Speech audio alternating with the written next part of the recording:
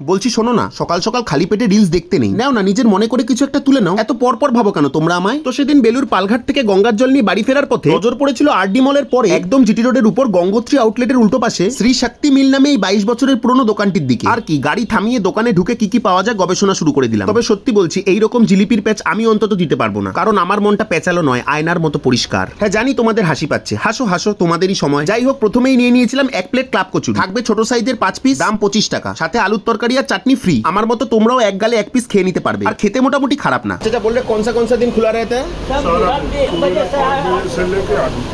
বুঝতে পারলে না তো? আসলে কাকার এত মোটা গোফ আর মুখ ভর্তি পানের ভারে কথাগুলো একটু জড়িয়ে গেছিল আর কি। সকাল 5টা থেকে রাত্রি 8টা বলতে চেয়েছিলেন উনি। তারপর নিয়েছিলাম 1 পিস করে সিঙ্গারা আর খাস্তা কচুরি, দাম 9 টাকা করে। আর এই গোলাপ জামুনটা খুবই ছোট, দাম 12 টাকা। জিলিপিটা ভালো খেতে, দাম 8 টাকা। এই যা পড়ে গেল। আর এই দোকানে কিন্তু চাও পাওয়া যায়, 10 টাকা দিয়ে একটা বড় ভার নিয়েছিলাম। এবার বাড়ি যাবো, মার বকা খাবো, কারণ দেরি হয়েছে তাই, আর কি কারণ চাই। বাই।